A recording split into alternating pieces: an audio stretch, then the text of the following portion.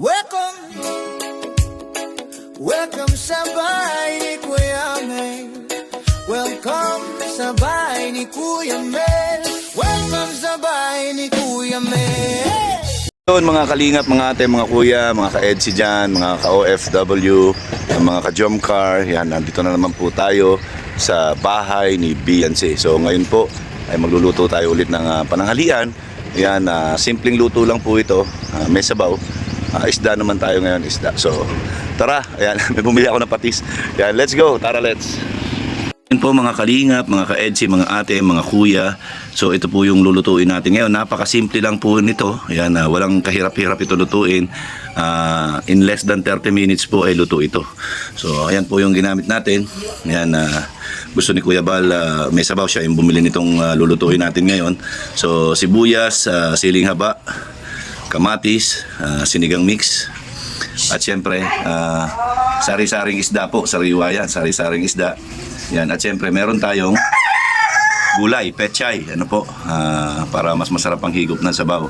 So, ang gagawin lang po natin dito, hindi na tayo magigisa. Ito yung para panimpla, ano po, panimpla ito, para panimpla. Hindi na tayo magigisa po dito. Ang gagawin lang po natin dito ay lulutuin natin itong sibuyas, sili, kamatis.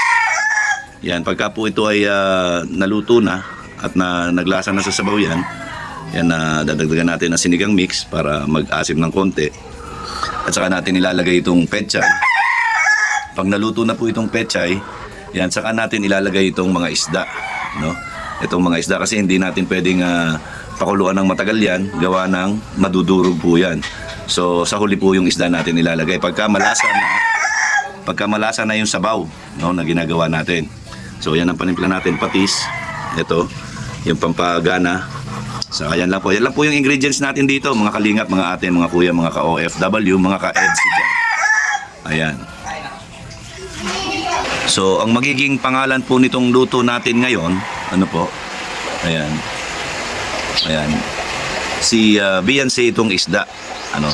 Ayan. So Beyonce na nilunod sa pagmamahal ni Kalingap Edu. Ayan. Beyonce na nilunod sa pagmamahal ni Kalingap Edu. Ayan po. Nakita niyo yan. Ayan ang pangalan nitong luto natin ngayon. Beyonce na nilunod sa pagmamahal ni Kalingap Edu. Okay. Ayan po Ayan, tandaan niyo yan. Yung mga title natin na yan. Okay. So abangan niyo po ang resulta nito. Ano po? Abangan niyo yung resulta nito. Ayan. Beyonce na nilunod sa pagmamahal ni Kalingap Edu. Ayan. So ayan ang mga sangkap po, no? Ayan, sibuyas, dahon, siling haba, kamatis, sinigang mix, patis, pechay. Ayan lang po. Ayan lang Ayan lang ang rekado na. Napakadali lang po nito lutuin. Less than 30 minutes luto po ito. Po mga kalingap, yan magpapakulo na po tayo ng tubig. Yan, iano natin. Yan, umpisahan na natin po. Kasi 11:30 na. Madali lang itong maluto. So una natin ilalagay ito. Pagka okay na ito na isusunod natin. At pagkatapos sabay-sabay na natin ilulunod yung isda. So sinabawang isda na nilunod sa mali pala. Beyonce na nilunod sa pagmamahal ni Kalingap Edu. Ayan. So yan ang menu natin for today. So yan, tapos ito susunod natin. Tapos isang kulo lang, okay na po yun. Saan na natin titimplahan. Okay. Ayan po. So antayin lang natin kumulo muna yung tubig. Yan, pagka kumulo na yan, hindi masyadong marami ang sabaw nito kasi ito lang yung isda, yan lang. So anuhin natin, madudurog kasi masyado pagka So tayo lang po tayong kumulo. Malapit na yan. So ayan po, ayan, kumukulo-kulo na. Ayan. So pwede na nating ilagay. Ang una po nating ilalagay ay ito. So sabay-sabayin na po natin yan, no? Sabay-sabayin na natin. Ayan. So lutuin po natin yan. Yan, pagka medyo na na yung kamatis, naluto na yung kamatis, titimplahan na natin. Ganyan lang po ang pagluto nito. Para po manuot yung ano, para yung sariwa yung isda, yung malasa yung isda po, no? Ayan. Para sa akin kulang pa yung kamatis, pero okay na yan. Mareremedyohan na yan.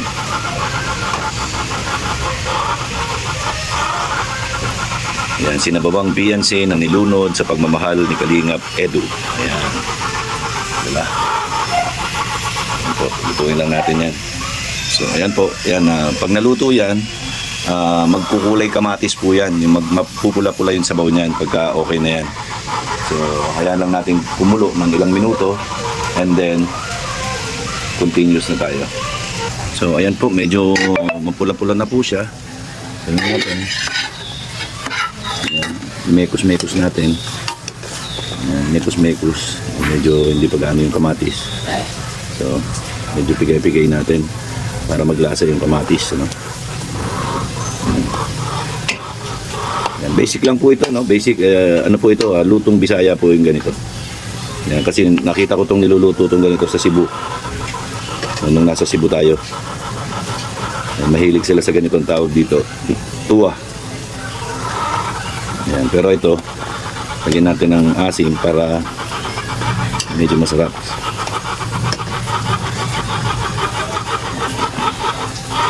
Yan. So pwede nyo po itong i-try sa bahay ninyo pagka gusto nyo lang sabaw lang. Yan, tapos isda, pag sawa na po kayo sa baboy. Yan, pwede itong alternative, ano po. Pero masarap din po ito, nakakagana din po itong kumain. So yan. So siyempre, ilagay na natin ito.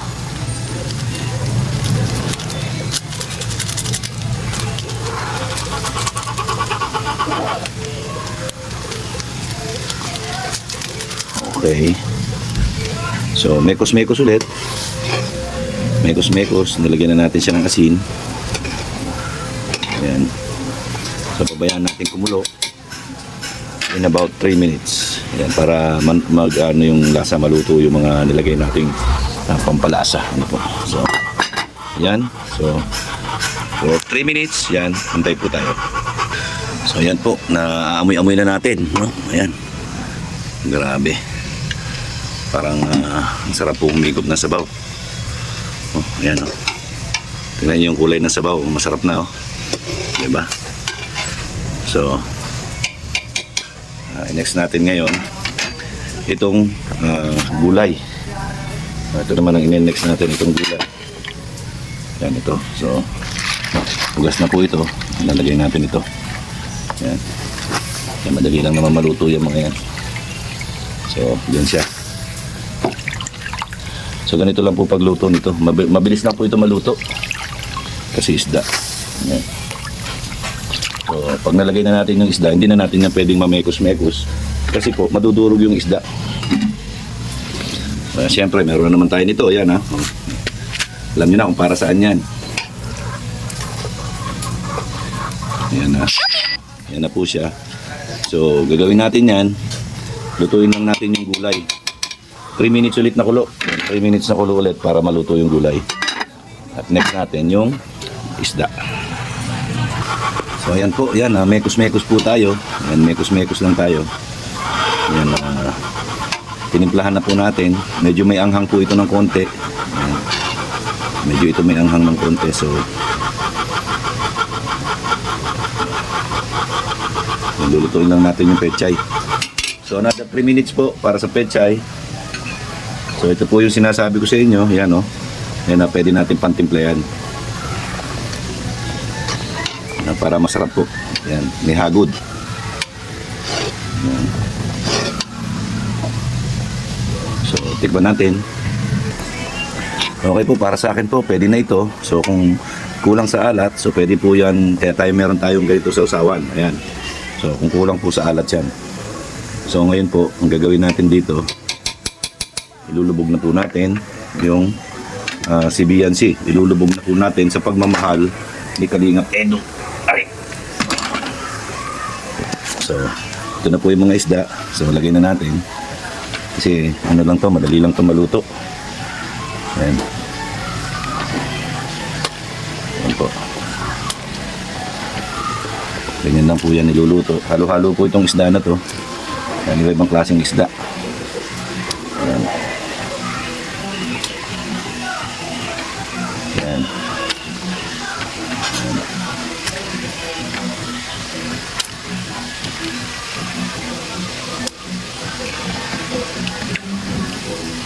So ano na po yan, malinis na yan, wala nang asang yan. So yan po, nalunod na natin yung mga isda. Po, yan. Yan, so hindi po natin pwede mamekos-mekos kasi masisira yan isda, no? Madudurog yung isda. So mamaya para madali nila makuha. Yan. So papakuluan na lang po natin. 3 minutes na kulo and that's it. Luto na po ang ating ulam na sinabawang Beyonce na nilunod sa pagmamahal ni Kalingap Edu. Ayan po. Abangan nyo mamaya ang final verdict ng mga kakain. Ayan po mga Kalingap. Yan na in about a minute, yan, luto na po itong ulam natin na ipapakain sa mga karpintero at sa pamilya Batalero. So, abang-abangan po natin. Ayan, ang sinabawang Beyonce na nilunod sa pagmamahal ni Kalingap Edu. Ayan po ang title ng ating ulam ngayon. So, yan mga Kalingap, mga ate, mga kuya, sana po patuloy nyo suportahan ang aking cooking vlog. Yan, sa mga bahay ng mga beneficiaries natin. Yan, hindi lang po sa kay Beyonce, hindi lang kay Carla, sa lahat po ng paglulutuan natin para sa Team BSM staff at sa mga beneficiary. Sana po suportahan ninyo. At siyempre po, yan, suportahan nyo din po ang bagong grupo na Team Bulgar. Ano po, Team Bulgar, ang founder po niyan ay si JP at ang vice founder niyan si Olives TV, ang admin natin si Gab Bisera at ako ang defender. So, ayan po mga Kalingap. Yan, suportahan niyo po yan, abangan niyo yung mga misyon na gagawin namin. Yan, dito sa Team Bulgar na ito. Yan. Maraming salamat po. Abangan natin mamaya ang mga verdict ng mga kakain. Mga Kalingap, yan, kain na. Ayan. Ibang klase naman to. Ayan. Grabe. Kuya Balo, yan.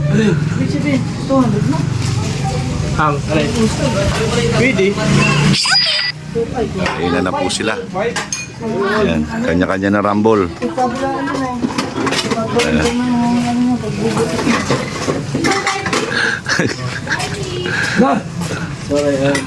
Ang panalo dyan sa baw.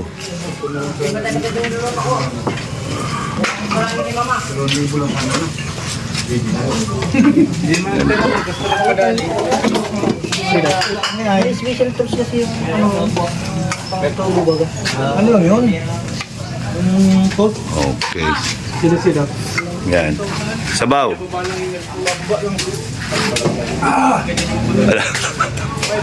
Kailangan pa ba ng kalamansi? Di na. Masarap yan. Hindi pa. Siyempre kayo muna yung maunang kakain bago yung kusinero. Ganyan kita kamahala eh. Ayan po.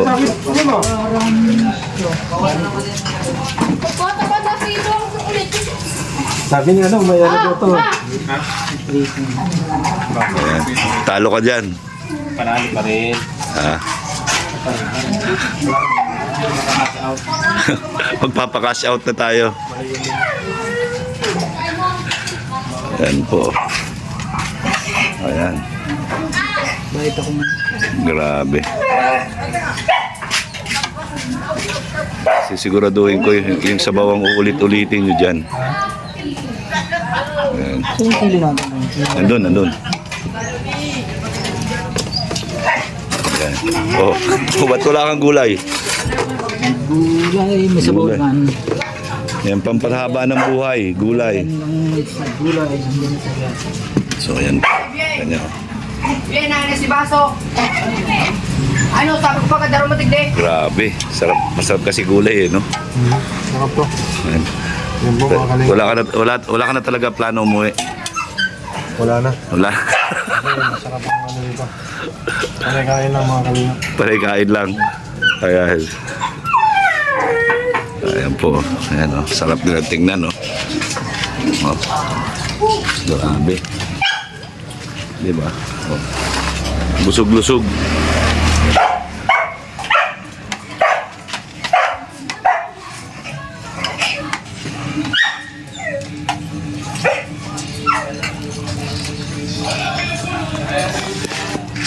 Oh. Tatay Junel, ano balita? Ha? Isda yan, isda. Ha? Sarap ang sabaw, no?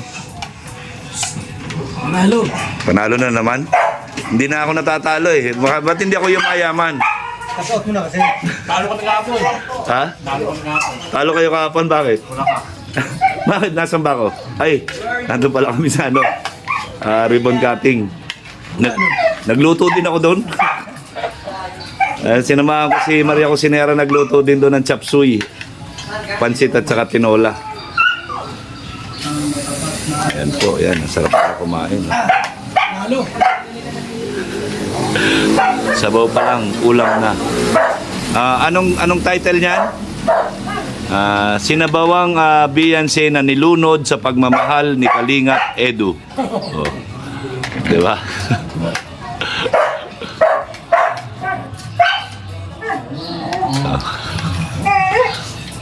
Okay, paano na si ano? Si Federico? Lana.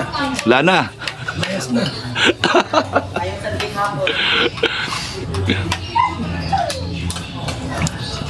Ayan po, sarap ng kain nila. Oh. Basta may sabaw talaga, importante talaga pagka yung ganitong mission, sabaw talaga ang importante. Ayan. Gamot sa Uber. Gamot sa hangover. Oo nga. Babawasan yung isda eh. Ha? Isda pala. Sabaw pala. Aniris yan.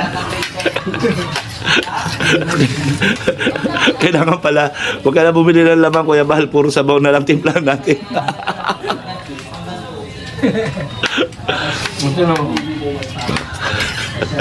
Ang tipid sa ulam ay. Granong isda lang ano. Labawan. Tama naman na lahat ano. Kita niya, sarap nila kumain, guys. So, masaya sila kumakain. Yan, ayun no. May baon. Si Marky may baon. Ayan po. Ayan. Ayan. Ay, Dr. Lab. Oh, tira na. Kain no. Bago ko lumayas. Oh, yan oh. Muna ako rito. Tira ka na, tira ka na. Ha? Yun oh, sarap yung sabaw. Ayan po si Dr. Lab. Malapit ka. Ikaw masyado ka naman matampuhin. Siyempre, kain muna ako rito. Mga sunod linggo, wala na ako. Ayan oh. Ayan, magsabaw ka, Doc Lab. Ay, Ayan. taas ko ya. Pabutin ko ng milyon nyo. Pabutin nyo yung milyon nyo kapit ni Kuya. Yan po, support natin yan, Dr. Lab ha. Ayan. Siyempre, ikaw pa. Ano yan, sinabawang Beyonce na nilunod sa pagmamahal ni Kalingap Edu yan. Yoy, grabe pagmamahalan yan. Oo. Nilunod sa sabaw. Ay, sarap. Nahanap ko eh. Kanina ko pa, pumunta ko rito, walang nagluluto ah. Dati ko di yata kumakain ng sabaw. Kahapon wala kami. Si Marky oh. May siding si Marky. Wala yung ano ko eh. Takas yung isda. Tumakas? Nakatakas yung isda, nakalangoy. Okay. Ayun, Mag. Ayan po. Hindi. Malapit na ako ulit dito. Ha? Linggo siguro. Sunod linggo, alis ka na? Oh. Ay, grabe. Paano, hindi ka na makakatikim ng mga sinabawan yan? Hindi, pupunta pa rin ako rito. Ah, okay. Malayo na nga lang pinanggalingan ko. Ah, okay lang yun. 100 to lang naman ang per liter ng diesel ngayon. So, ayaw ko nang pupunta rito. Mahal pa yun. Bibili ko na lang ng ulam. 100 to. 100 to na, ang diesel. Mahal. Oo, grabe ang mahal ng ano. Crudo. Kawawa tayo mga charity vlogger ngayon. Kaya nga dapat kailangan makapag-invest ng e-bike. Yung e-bike, yung yung electronic Oo nga. Kasi yung iPhone, di na makatiliba yun. Good for 1 week lang yun Ayan po, ayan. Nasarap na tayo. So, ayan. Ako naman po yung titira. Ito po para kay Lady Beyonce at sa mga kapatid. Ayan, sa kanila.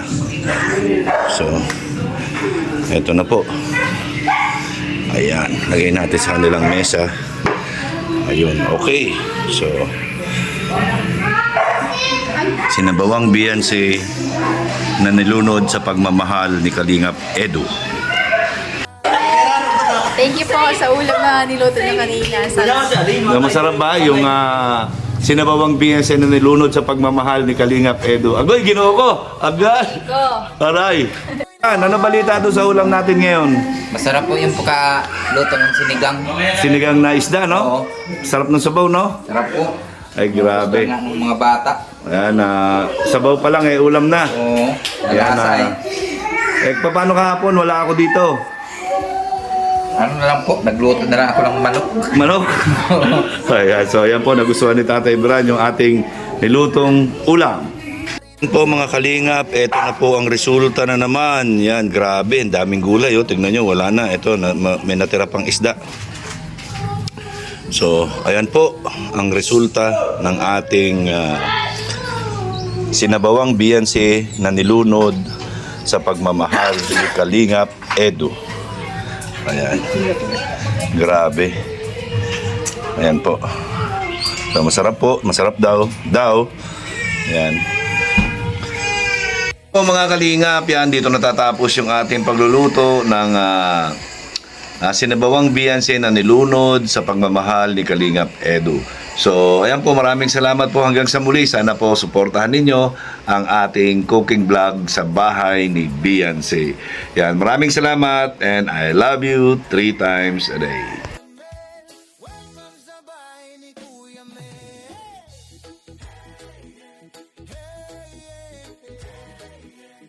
Tara na, sabay-sabay na. Welcome sa bahay ni Kuya Mel. Welcome sa bahay ni Kuya Mel. Kasama si Ate Perla, laging may ngitit lambing. Simpleng buhay, pusong busila. Sa kapwa tumutulong, walang hinihintay na kapalit. May siyam na aspi na kaibigang tapat. Bawat tahol ay pagmamahal ang hatid sa lahat. Animal lover, pusong tunay. Pagmamalasakit ay hindi namimili.